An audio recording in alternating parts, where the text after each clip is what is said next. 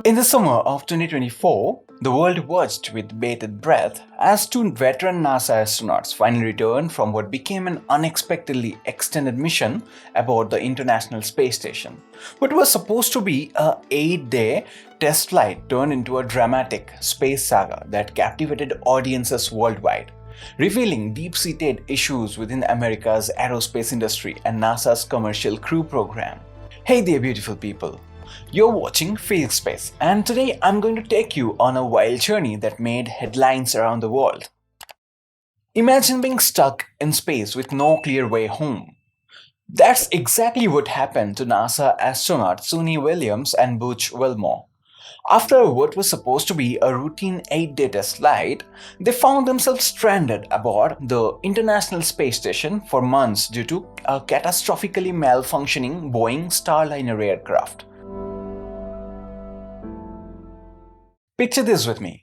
After months stranded in orbit, Suni and Butch finally buckled into their seats, not on the Boeing spacecraft that took them up, but on a completely different vehicle. As they undocked from the International Space Station and began their fiery descent towards Earth, I want you to understand something very important. These were not just test pilots completing a mission. They were survivors of one of the most problematic spacecraft development in NASA's modern history. You might be thinking, how could such a well-established company like Boeing mess this up so badly? That's exactly what I wondered too. And I promise you, by the end of this video, you will understand exactly how this incredible saga unfolded. Let me tell you right now, this isn't just about a spacecraft that didn't work as planned. It's about how one of America's most trusted aerospace companies repeatedly struggled despite billions in government funding.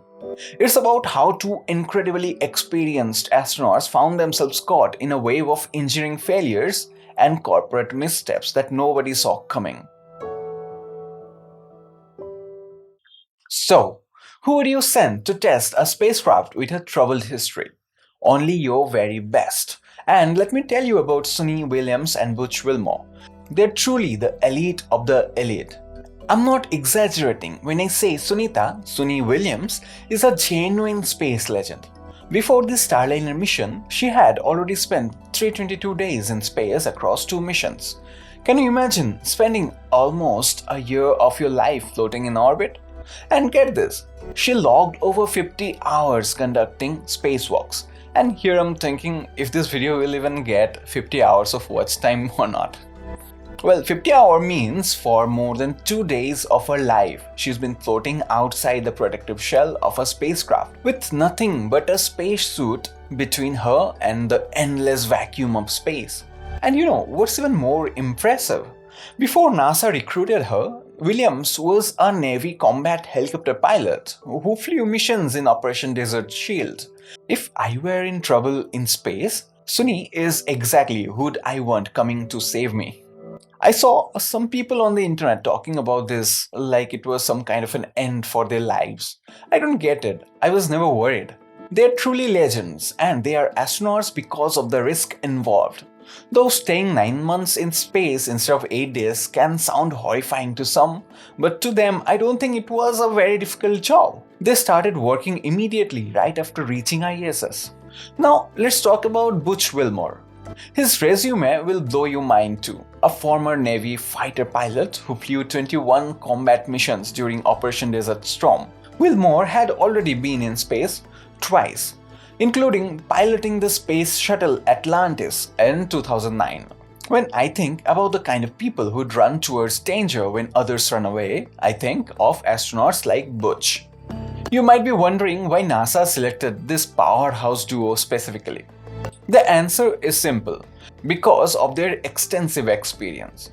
When you are sending humans on a spacecraft with known issues, you want people who can handle anything space throws at them. And believe me, Williams and Wilmore would need every bit of that experience for what was coming. You're probably wondering, how did a company like Boeing, which helped America reach the moon, end up creating such a problematic spacecraft? The answer takes us back decades, and I think you will find it fascinating. 5, 4, 3, 2, 1, 0. All engine running. Liftoff. We have a liftoff. 32 minutes past the hour. Liftoff on Apollo 11. Boeing was not always the company we know today. Before 1997, Boeing was revered as an engineer's company where safety and quality were paramount. They built the first stage booster of NASA's Saturn V rocket that took humans to the moon. They constructed the lunar rover for Apollo astronauts. They were primary contractors for the Space Shuttle and International Space Station. But I need to tell you something that changed in 1997. Boeing acquired McDonnell Douglas for $18 billion. Industry insiders point to this merger as the moment Boeing's soul began to transform. The engineering-focused culture that prioritizes safety and motivation gradually shifted to one that prioritizes shareholders and cost-cutting. As one aerospace saying goes, you might find this ironic. McDonnell Douglas bought Boeing with Boeing's own money.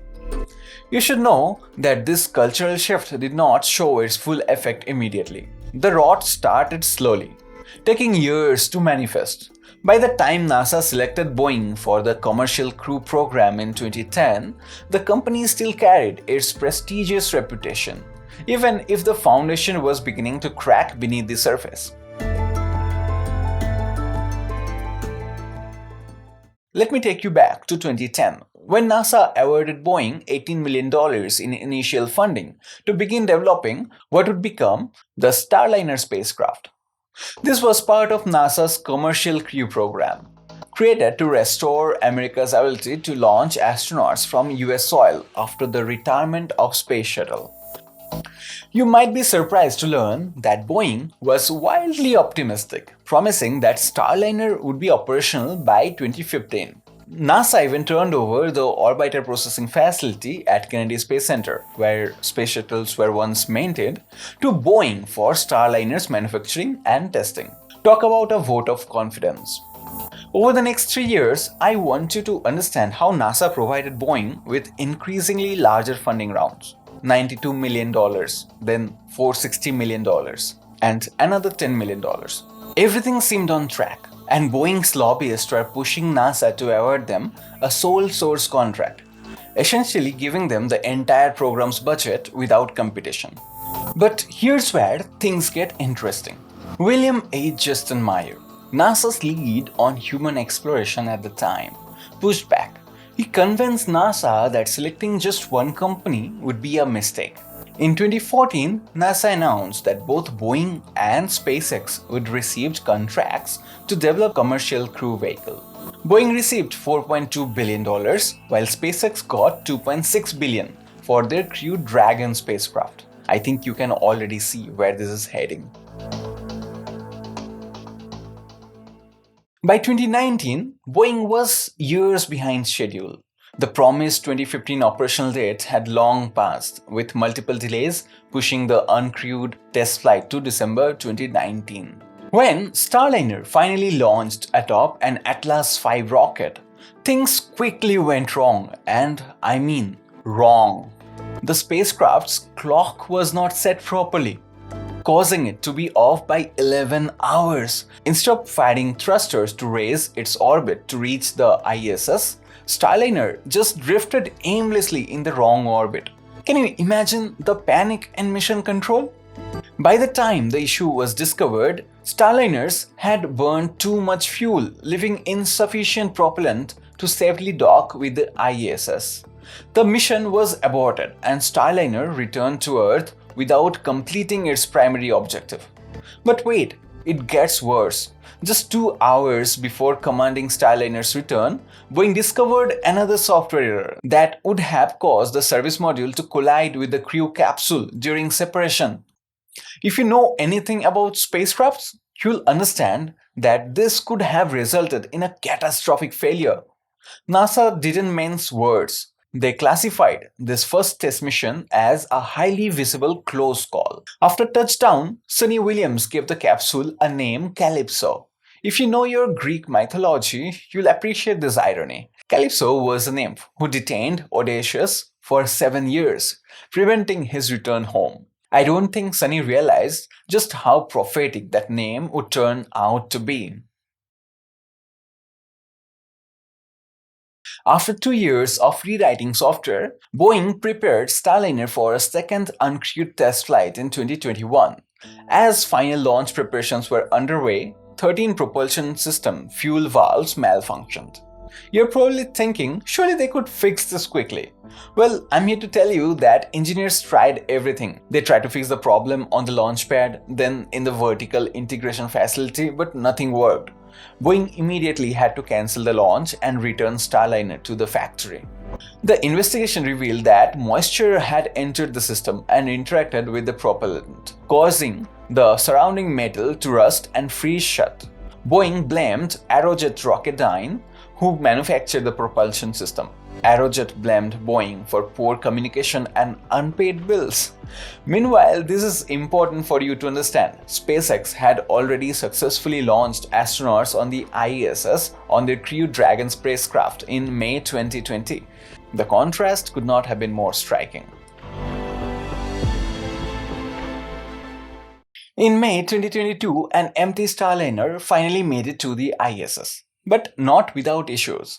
Two orbital maneuvering thrusters failed during orbital insertion, and several reaction control system thrusters failed during docking. Boeing blamed low pressure in the combustion chamber for some of the failures. Thanks to Starliner's redundant system, the spacecraft managed to complete its mission despite these issues. This partial success cleared the way for a crewed test flight, which would carry Suni Williams and Butch Wilmore to the ISS. But I need to tell you, the troubles were far from over. When Williams and Wilmore finally launched aboard Starliner in June 2024, they were prepared for a challenging 8-day mission. What they could not have anticipated, and what none of us watched from Earth expected, was how those 8 days would stretch into months. After Starliner docked with the ISS, the astronauts discovered multiple issues with the spacecraft propulsion system. 5 thrusters had failed completely, and several others were showing signs of degrading performance. Engineers on the ground determined that Starliner's helium propulsion system was experiencing leaks that made a safe return to the Earth questionable at best. Can you imagine being in their position? NASA and Boeing faced an impossible choice: risk bringing the astronauts home in a potentially unsafe spacecraft or leave them on the ISS until a solution could be found. With astronaut safety as the top priority, the decision was made to leave Williams and Wilmore on the station while engineers worked on the problem. I find it incredibly ironic. These astronauts were now stranded by the very company that had built the Saturn V that took humans to the moon. How could Boeing have fallen so far?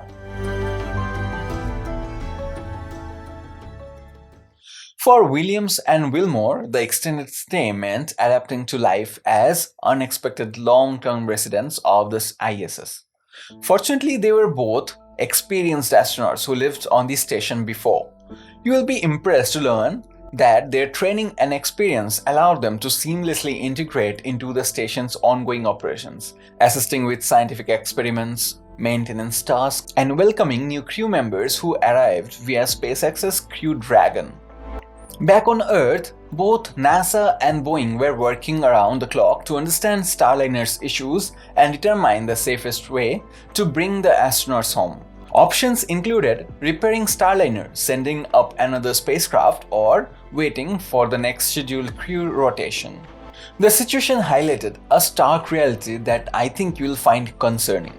Boeing, once America's premier aerospace company, was now struggling with basic spacecraft systems that their competitors had mastered years earlier. After 9 months of analysis, NASA and Boeing determined that Starliner could not be safely used for Williams and Wilmore's return journey.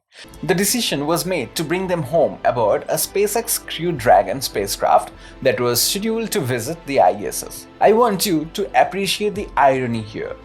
The solution, while practical, was a public relations nightmare for Boeing. Their multi-billion-dollar spacecraft had failed its primary mission, and they needed their chief competitor to rescue their astronauts. When Williams and Wilmore finally stepped onto Earth again, they had spent far longer in space than planned. Their ordeal had exposed deep problems within Boeing's space division and raised serious questions about NASA's contractor selection process. The Starliner saga revealed how a legendary aerospace company lost its way. The Boeing of today is not the same company that helped America win the space race. Years of prioritizing shareholders over engineering excellence had transformed a once great innovator into a cautionary tale. For NASA, the experience underscored the value of William Justin Meyer's insistence on having two commercial crew providers. Had NASA relied solely on Boeing, as some had advocated, America's access to the International Space Station would have been severely compromised. For all of us watching this unfold, I think the aerospace industry as a whole shows us that Starliner serves as a stark reminder that reputation alone isn't enough. Past achievements don't guarantee future success, especially when a company's culture changes fundamentally. As for Starliner's future, Boeing and NASA are reassessing the program. The spacecraft may yet fly astronauts again after significant redesign and testing, but the trust lost during this saga will take years to rebuild. Williams and Wilmore have earned their place in spaceflight history, though not in the way they expected. But their professionalism and calm under pressure exemplify the best qualities of NASA astronauts. Their experience will undoubtedly shape future astronaut training and spacecraft design reviews. The next time you look up at the night sky and spot the International Space Station passing overhead, I want you to remember the story of Williams and Wilmore, two of America's finest astronauts who went to the space to test a new vehicle and ended up demonstrating the resilience and adaptability that defines the human spirit in the face of technological failure. Their story isn't just about a spacecraft that didn't work. It's about what happens when we lose sight of the values that made great achievements possible in the first place. And perhaps most importantly, it's about how human ingenuity and collaboration can overcome even the most daunting challenges in the unforgiving environment of space. If you found this incredible space saga fascinating, don't forget to hit that like button and subscribe to my channel for more in-depth space stories. I would love to hear your thoughts in the comments below. How do you trust Boeing to build your spacecraft after everything you have learned today? Let me know, and I'll see you in the next video.